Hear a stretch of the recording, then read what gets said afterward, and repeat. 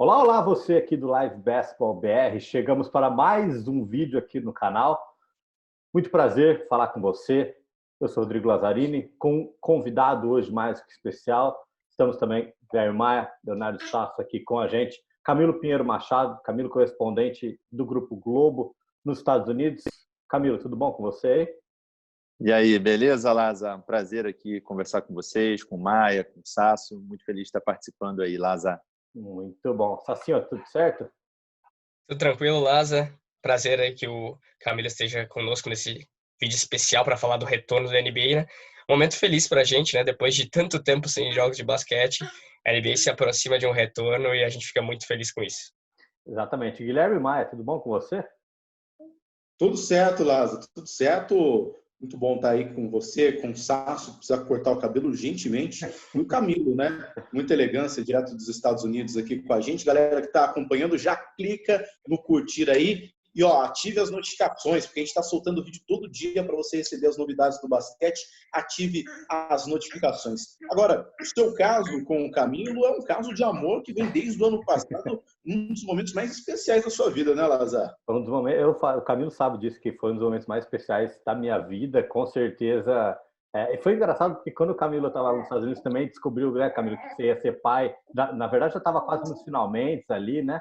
E aí, É verdade. quando eu descobri também, eu mandei uma mensagem para o Camilo, falei, ó, também você, então estamos mais ou menos no mesmo ritmo. Aí Camilo estava no draft também, então para quem não pegou essa que você falou, Maia, Camilo estava lá comigo em Nova York, me ajudou bastante, viu? Vocês eram os dois únicos brasileiros lá, ô Camilo, no draft? Tinha o Fábio Malavasi também, isso.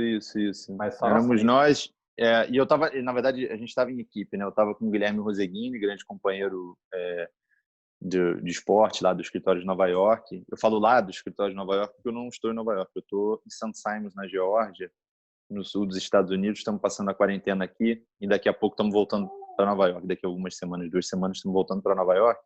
Mas esse foi um dia muito especial. Foi o dia que eu conheci o Rodrigo Lazzarini, que fez uma cobertura brilhante pela ESPN do draft, né? E eu conheci também um especialista em basquete universitário, porque eu gosto sempre de deixar claro que a NBA é uma coisa e o universo do basquete universitário é realmente uma coisa bem diferente.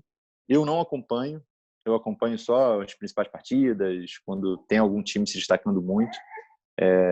E acho que não tem problema nenhum falar isso, assim, admitir isso. E foi muito legal conhecer o Rodrigo também, porque é uma fonte de consulta minha, é um colega jornalista em que eu posso confiar e perguntar coisas, e o Rodrigo me responde, me ajuda com a maior humildade, e a gente troca bastante informação também. Eu estou aqui, estou acompanhando diretamente a NBA e estou muito animado, claro, para a volta da NBA, que já tem data, né, gente? Não está ainda confirmada, não tem aquela assinatura certinha nesse momento, agora em que a gente está falando, mas já tem pelo menos um acordo aí de datas, né? Exatamente. Maia, antes da gente passar esse giro, vamos, Camilo, faça o seu jabá aqui também, né? Nosso público para conhecer o podcast Ponte Aérea, né? Pô, gente, a gente tem um podcast, a gente já está no número 70, no episódio número 70, o qual nosso amigo Rodrigo Lazzarini participou, e muito bem. Olha como o Rodrigo Lazzarini é esperto. Ele pede para eu fazer o jabá, sabendo que o último episódio tem a participação do próprio. Estou brincando, não é isso. Na verdade é o seguinte, a gente tem um podcast, é uma ponte aérea que a gente faz sempre dos Estados Unidos com o Brasil, eu nos Estados Unidos, André Boaventura, meu colega de Globo, no Rio de Janeiro, e a gente conversa basicamente sobre NBA. Claro que na parada a gente falou muito sobre Michael Jordan, Chicago Bulls daquela década de 90, conversamos muito sobre aquele time, mas claro, a gente tenta sempre trazer alguma coisa interessante, uma entrevista com o Raulzinho, que estava inativo, uma entrevista com o preparador físico do Denver, enfim. Só procurar lá nas plataformas do podcast do Globoesporte.com, globoesporte.com/podcasts, vai achar a Ponte Aérea. Temos também o Dois Pontos na plataforma da Globo, Dois Pontos consagrado, podcast do Rodrigo Alves e do Rafael Roque. Não somos rivais, muito pelo contrário, somos amigos, parceiros. A gente acha sempre que nunca é demais ter podcast sobre basquete, sobre NBA. E até por isso estou aqui para conversar, porque eu acho que a gente tem que se unir, se ajudar e aprender um com o outro, né? Com certeza. É isso aí. Ponte Aérea já é mais um podcast aí para a gente ouvir sempre. Quanto mais gente falando de basquete, melhor, né? Mas Leonardo Sasso está sedento para falar. Sasso, para quem não sabe ainda, como que vai ser a NBA a partir do dia 31 de julho, Sasso? Explique aí detalhadamente para a gente, por favor, Sasso. Então, vai ter uma confirmação nesta quinta-feira ainda de todos os detalhes que a NBA vai ter para esse retorno. Mas, basicamente, 22 equipes vão estar de volta na disputa. 8 ficam de fora, né, das 30 já normais. Você tá todas que vão ficar de fora dessa segunda parte da temporada. Do leste vão ficar de fora Hornets, Bulls, Knicks, Pistons, Hawks e Cavaliers. E da Conferência Oeste vão ficar de fora o Timberwolves e o Golden State Warriors. Então, dessas 22 equipes que voltam, eles pegaram algumas da Conferência Oeste, mais principalmente, tirando as 16 que já estariam classificadas aos playoffs, naturalmente. E vai ter uma disputa interna. Os detalhes ainda não foram divulgados certos, mas vão ter 8 jogos a princípio, certo? A gente vai ter uma confirmação sobre isso ainda. 8 jogos dessas equipes ainda de temporada regular restante. E vai ter, ainda a NBA vai confirmar, mas se o time que, por exemplo, o oitavo e o nono ficar menos de 4 jogos nesse oitavo lugar, vai ter uma disputa mata-mata entre eles, que o oitavo vencendo um jogo está classificado, o nono precisaria vencer 2 jogos para passar o oitavo e se classificar aos playoffs. Então vai ser uma disputa direto de Orlando, provavelmente, né? Possivelmente do resort da Disney, que vai virar uma bolha aquilo ali, onde vai todas as comissões técnicas, todas as equipes. Ainda não se sabe como vai funcionar a questão de familiares, né? Isso foi um pedido dos jogadores. Os jogadores não querem ficar tanto tempo afastados da família, que a gente lembra. 31 de julho a no máximo 12 de outubro, que é a data do possível jogo 7, se tiver das finais. Os jogadores ficariam aí agosto, setembro e metade de outubro afastado da família. Isso é muito tempo. Então, os jogadores estão pedindo para a NBA que tenha também um espaço para a família ficar nessa bolha. Então, seria com esse esquema. 22 equipes, mais 8 jogos de temporada regular, depois os playoffs normal e um possível mata-mata para definir ainda de oitavo e nono quem seria o outro classificado para os playoffs da NBA. Mas ainda tudo perante confirmação desses detalhes. Boa. Camilo, o que você acha dessa bolha? O que você acha dessa atitude da NBA? A gente sabe que se o cancelamento da temporada já envolveria, né, uma perda gigantesca, 900 milhões aí de dólares, mas a gente pega, por exemplo, pontos que eu estava vendo, por exemplo, uma equipe como o New York Knicks vai ficar quase 10 meses sem jogar até o começo da outra temporada, que a gente, na verdade, não sabe nem quando vai ser. O que você acha de tudo isso? Como você vê esse ponto? Eu acho que a gente teve um passo a passo aí de rumores que nos dá dicas sobre o que deve ter acontecido. Porque o que realmente aconteceu a gente não sabe. Isso é uma coisa que a gente tem que sempre deixar claro, assim. A gente pode elocubrar aqui, pensar o que eles podem ter feito. Mas, para mim, me parece muito claro uma pressão dos principais jogadores da NBA para uma volta da temporada regular. A gente chegou a ouvir o Adam Silver dizendo que todas as possibilidades iriam ser consideradas, inclusive o cancelamento da temporada totalmente. A gente tem que lembrar que os Estados Unidos são o país mais afetado até agora pelo coronavírus. Claro que o Brasil, a República Federativa do Brasil, está se esforçando bravamente aí para bater os recordes, mas eu acho que não vai conseguir. Os Estados Unidos é muito grande também, foi afetado de maneira brutal, com mortes, casos, um impacto absurdo em toda, enfim, não só na questão médica, hospitalar, mas na questão de sociedade, econômica mesmo. E a gente pensou que não ia ter, né? Eu acho que todo mundo aqui, por algum momento, pensou, cara, não vai ter mais NBA. E, de repente, o LeBron James faz um post dizendo, olha só, eu não ouvi nenhum colega meu, nem de comissão técnica, nem jogador, nem agente, nem nada, dizendo que quer o cancelamento da NBA. A gente quer a volta da temporada regular. A partir desse tweet do LeBron James, e aí vocês, por favor, me corrijam se eu estiver errado, discordem, eu sinto que houve ali uma mudança, uma guinada em direção a um esforço muito grande para que se pudesse voltar à temporada regular. A gente tem que lembrar também alguns fatos importantes, alguns eventos importantes nisso. Houve uma videoconferência com os principais jogadores da NBA. Eles se reuniram e conversaram. A gente tem que lembrar que o sindicato, o NBPA, que tem uma sede muito legal em Nova York, as pessoas que trabalham lá são incríveis, já fiz matéria lá em alguns momentos, é muito sério e é muito forte. O sindicato de jogadores da NBA é algo muito forte. O Chris Paul é o presidente, o armador do Oklahoma City Thunder, é o presidente desse sindicato, mas não é só de jogadores também. Eles têm um board, eles têm um comitê de decisões e de análise e de estudos que é muito forte. E ali o jogador é ouvido e ali o jogador se faz ouvido.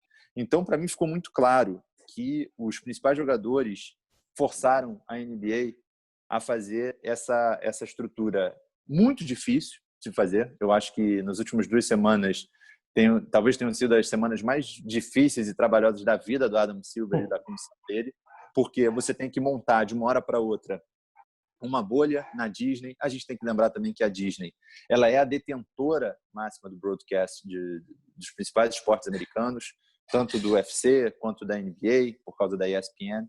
Então, existe uma ligação ali visceral entre Disney, NBA e ESPN. E só não estou corrigindo o Sasso, foi perfeita ali. Eu não conseguiria explicar da maneira que o Sasso explicou, tantos detalhes assim. Mas, na verdade, é um resort. Eles definiram por um resort. A Disney ela é gigantesca, né? Tem vários resorts ali e tal. Eles definiram por uma. Foi um acordo super complicado. Não sei se está assinado ainda. A notícia ontem de que havia sido assinado. Ontem, no caso, quarta-feira. A gente está na quinta-feira.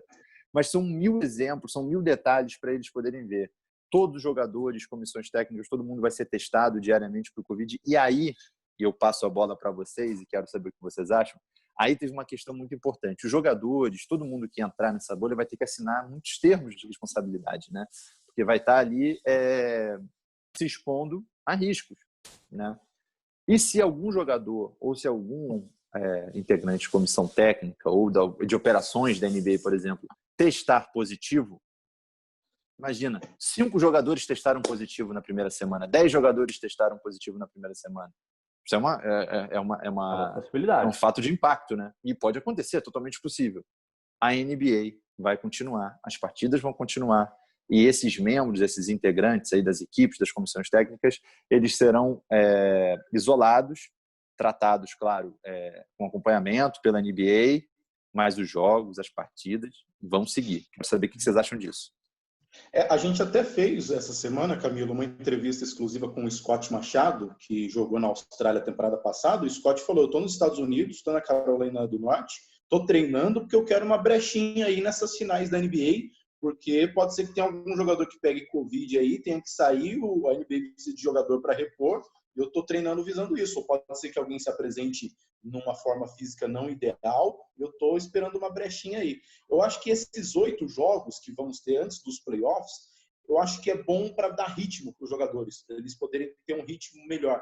Mais do que em termos de classificação. Pode ser que algum time esteja fora hoje dos playoffs consiga uma brechinha, mas melhor do que em termos de classificação, para dar ritmo para que os jogadores cheguem bem nos playoffs. A única coisa que eu achei que não aconteceria seriam as séries melhor de 7. E elas foram mantidas, né, Lázaro? Vão acontecer, por isso que vai estender tanto a NBA até outubro, né? Eu acho que talvez o primeiro round dos playoffs possa diminuir o número, né? Isso também foi o que o Camilo falou, não foi firmado nada, não foi nada assinado em detalhes. A gente deve ter essa resolução em breve, mas eu acredito que eles devem diminuir para pelo menos 5 jogos o primeiro round dos playoffs. E o que me pega um pouco também, Sassi, se você quiser falar um pouquinho, a questão de um time só. Obviamente que a gente sabe, o Washington Wizards é o time que entrou da Conferência Leste, porque está 4 jogos atrás do Orlando, pode chegar. Mas a Conferência Oeste não é uma forçação você colocar, por exemplo, times que estão até lá embaixo? Vou só responder antes a pergunta do Camilo, especificamente, porque eu tenho um certo receio, porque a gente está falando de jogadores e a maioria está numa idade que os sintomas da Covid eles são assintomáticos, os jogadores são assintomáticos. Isso pode ser um problema muito grande caso algum desses jogadores pegue, porque a gente tem membros de staff que são mais velhos já. E se caso chegue a se comprovado, porque, por exemplo, vamos dizer que um Zion Williamson esteja com Covid, dando um exemplo, ou qualquer jogador normal, mas ele é assintomático, ele passa por uma pessoa um pouco mais velha que tenha os sintomas, isso vai gerar uma reação em cadeia que pode ter muitos jogadores, muitos membros de comissão que já tenham o Covid e a gente não sabe. Claro, eu imagino que a NBA vai comprar todos os testes possíveis para fazer antes dessa temporada voltar, mas mesmo assim, tudo junto, criando uma bolha, essa bolha pode se tornar a principal ameaça, porque todos os jogadores ali vão estar infectados, né? Isso é uma questão muito difícil, né? Porque todos querem o retorno da NBA, todos querem o retorno da NBA em segurança, mas, ao mesmo tempo, essa bolha que pretende ser a segurança de todo mundo pode ser algo que deixe todo mundo confinado a pegar o coronavírus, se alguém estiver lá dentro com ele. Mas é uma questão muito difícil de explicar a gente reza e espera que não tenha nada, que nenhum jogador pegue, que os testes sejam feitos com antecedência e nenhum jogador nesse período consiga, que a família esteja tudo bem, para que a NBA transcorra normalmente. E falando sobre a tua pergunta, eu concordo com o modo que a NBA pretende fazer isso, porque tem times do leste que são piores do que do oeste, e isso é evidente. Eu entendi muito bem o esquema que eles quiseram pôr de menor distância para o 8º lugar, são os times que vão dar preferência para entrar, que tiveram preferência para entrar nesses 22. E eu acredito, por exemplo, que o Phoenix Suns poderia fazer muito mais do que propriamente um Chicago Bulls, por exemplo, que está muito mais atrás. Então eu concordo totalmente com esse esquema da NBA. Tudo bem. Maia, você quer falar? Posso fazer a pergunta? Eu quero perguntar para o Camilo, que está aí nos Estados Unidos, né, sobre os protestos que estão acontecendo. Como é que tem sido aí nos Estados Unidos? Claro que o Sassi foi no banheiro, vou fazer o número 2, já volto. Mas saber do Camilo sobre esses protestos, que são muito válidos, né, com certeza, mas que acaba tendo gente se aproveitando disso, né? Até na entrevista com o Scott Machado, ele falou sobre isso. Tem que ser feitos os protestos antirracismo da maneira correta, mas a gente tem que ficar esperto também, porque tem gente que acaba se aproveitando da situação para ver coisas a favor do seu lado que não estão tão ligados assim com a causa. Queria saber de você que está aí nos Estados Unidos, como está sendo os protestos. Tem protestos muito legais, muito pacíficos, mas tem muita gente saqueando, roubando, agredindo e se aproveitando para fazer outras coisas também, né, Cabelo? Olha, Maia, eu não sei qual foi a abordagem que o Scott Machado fez. Claro que ele é um atleta negro, brasileiro, imigrante nos Estados Unidos, um cara que está na batalha aí há muito tempo, um jogador talentosíssimo. Enfim, até admito que não vi, não acompanhei e quero assistir depois o que disse o Scott Machado sobre isso. A minha visão sobre isso, Maia, é de muita humildade e de muita observação. Porque eu não sou negro, eu não consigo entender e sentir na pele toda essa opressão histórica nos Estados Unidos. Claro que eu sou um brasileiro imigrante aqui, não sou, e olha que interessante, no Brasil sou branco, aqui eu não sou branco, aqui eu sou um latino-americano. Então, a gente vê muito racista brasileiro, supremacista se achando o branco dos brancos e espalhando preconceito, mas na verdade esse cara aí fora do Brasil nem é considerado branco. Dito isso, assim, a gente está fazendo até uma reportagem, estou produzindo uma reportagem para o Esporte Espetacular deste domingo. Aliás, convido a amiga ou amigo que acompanha o podcast e está nos assistindo agora para assistir a reportagem de Guilherme Roseguini, em que a gente vai fazer uma análise, a gente vai mostrar como é essa luta do atleta negro na história. Porque hoje a gente vê o LeBron James falando alto sobre isso, falando com muita segurança. O LeBron ele é uma grande referência na sociedade americana. Ele não é só o grande nome da geração dele do basquete. Ele é uma referência da sociedade civil americana. Metade dos raps que você vai ouvir tem, em algum momento, a citação ao LeBron, LBJ, The King, James, alguma coisa. Vai ter. E ele é uma figura muito importante. Eu até acho que ele vai às ruas. A gente viu o Stephen Curry chegando. Eu acho que em algum momento o LeBron vai aparecer na rua. Vai ser um momento icônico, muito, muito importante. Mas para o LeBron poder falar tudo isso com conforto, com segurança, muita gente se ferrou lá atrás. muitos atletas negros, mulheres negras, se manifestaram e se prejudicaram muito em suas carreiras, em suas vidas pessoais. Então, assim, não me cabe julgar nem o momento da quebração, o momento da violência, da reação violenta, porque são tantas décadas e até séculos de violência, de brutalidade, de estupro aos negros, de assassinato aos negros, que não me cabe nem julgar. Porque, claro, se a gente for ver caso a caso, a gente vai ver muito crime, né? Muito absurdo. Mas nessa situação da luta dos negros, a gente viu até recentemente o Colin Kaepernick como um símbolo muito forte da luta dos negros no esporte, e ele foi muito prejudicado, ele simplesmente perdeu o emprego dele. Ele talvez não seja o melhor quarterback do mundo, talvez não fosse o melhor quarterback do mundo, mas ele indubitavelmente tinha chances, tinha condições de ser um quarterback na NFL, sim, entre as 32 franquias. E ele, de uma hora para outra, saiu, teve poucas chances de treinamento com audiência para poder voltar. Existe uma má vontade institucional com ele, e ele se prejudicou, pagou na pele, e tal, o Colin Kaepernick pagando advogados aí para gente que protestou e foi para a cadeia injustamente. Então, assim, para o LeBron poder agora falar, para o Curry poder andar, o Curry foi, nessa quarta-feira, foi às ruas. E para o Jaylen Brown pegar o carro dele, jogador do Boston Celtics, ir até Atlanta, que é a cidade natal, e poder protestar, muita gente se ferrou lá atrás. E é isso que a gente vai mostrar nessa reportagem. E eu admito para vocês todos, eu tenho muita admiração por esses atletas, porque saem da sua zona de conforto, eles não precisam, e não cabe a nós aqui ficar cobrando, ainda mais eu nem negro sou, vou cobrar de um negro para ele poder se rebelar de uma causa que é ele que sofre, não. Eu, Camilo, não vou fazer isso. Agora, para os que vão, só restam os meus aplausos, a minha admiração, porque não é fácil, não é fácil. O cara sair de casa, ele tem um treinamento, agora ele já tá, esse jogador da NBA, o Jaylen Brown, por exemplo, é um jogador importante no Boston Celtics hoje. Ele vai estar nessa bolha, ele vai jogar. E ele foi para as ruas.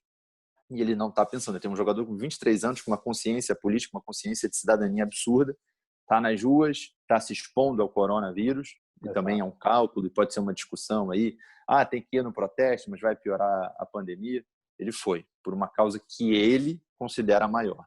E se ele considera isso maior, eu, Camilo, e aí eu respeito todas as opiniões de vocês podem discordar de mim, mas eu, Camilo, não consigo entrar, fazer o julgamento, fazer o questionamento do raciocínio dele, entendeu? Sei que eu falei demais aqui, peço desculpas, mas eu quis fazer esse caminho de raciocínio histórico para explicar por que eu não consigo chegar até o julgamento do que é certo e errado nesse momento. Os jogadores da NBA realmente têm sido muito fortes no posicionamento, isso tem sido muito legal pelo que eles representam, né, Camilo? A força do LeBron, desses jogadores, e a gente deve ver isso também na volta dos jogos. Tem aquela camisa do LeBron que ele já tinha usado antes de um jogo, né, do Eu Não Consigo Respirar, que já foi replicada agora, mas ele já tinha usado essa camisa há muito tempo, de outro caso que aconteceu, e realmente os jogadores da NBA têm dado um exemplo nesse caso. Fica aí, a minha pergunta foi mais para você com relação ao estado que Nova York vive com relação à insegurança, né? Porque você vai voltar para lá, você tem a família, tem tudo que tem acontecido em relação em termos de segurança. Como que os Estados Unidos têm visto essa parte da segurança, mas com relação aos protestos, os jogadores da NBA têm dado exemplo, né, Lázaro? Eu acho que o Camilo pode falar até melhor que eu, mas o jogador da NBA, ele tem uma representatividade muito maior do que o jogador da NFL.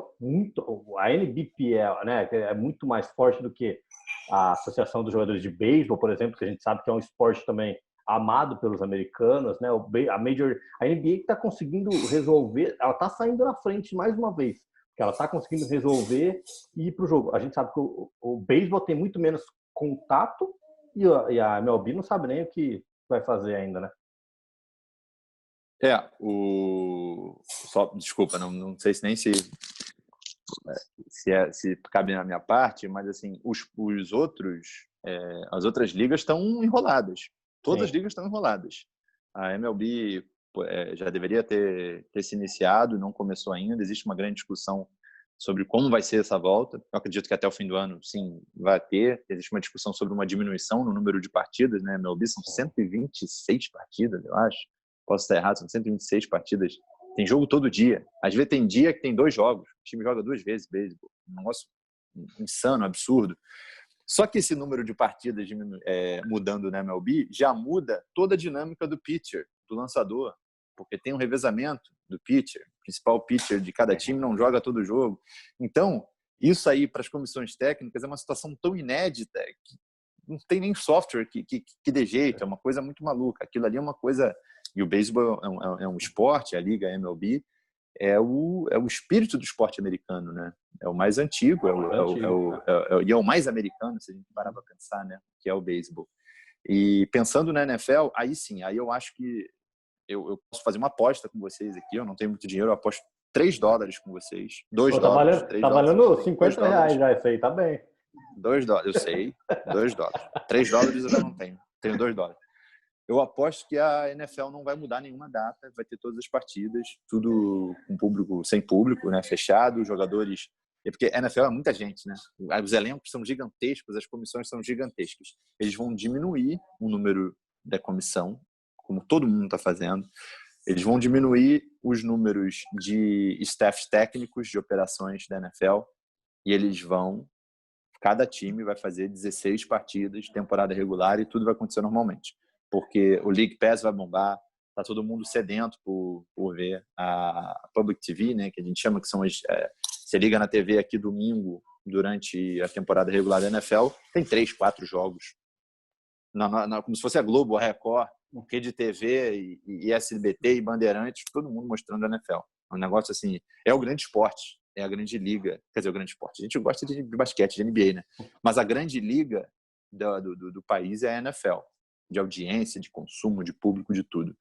E eu duvido, até pela boa vontade que o Trump tem com a NFL, com a relação com os donos das equipes, eu duvido que eles mudem alguma coisa em relação a calendário, datas, jogos.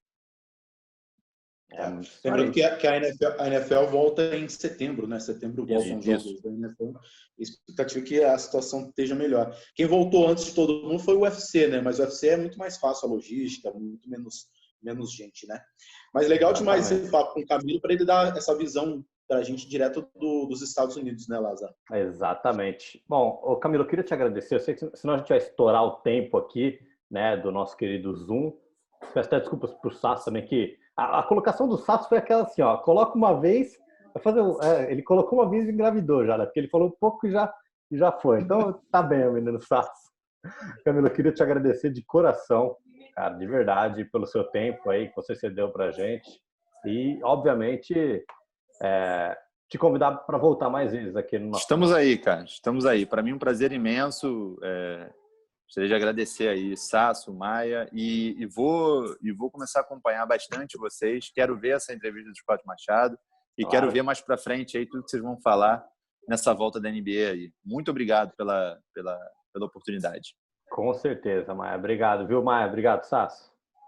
Valeu, Lázaro. Valeu, Camilo. Valeu, Sasso. Até a próxima. Um beijo a todos e tchau, tchau.